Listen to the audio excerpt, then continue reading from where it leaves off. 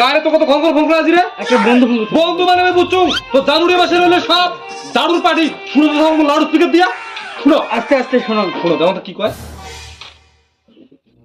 Hello,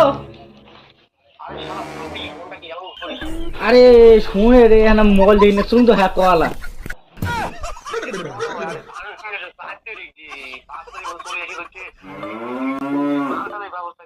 আরে আজ 5 তারিখ, হ্যাঁ হ্যাঁ আজ 5 তারিখ জানো তো। হ্যাঁ আরে আরে আরে পিকনিক নিয়ে যাবো হয়। আরে কখন?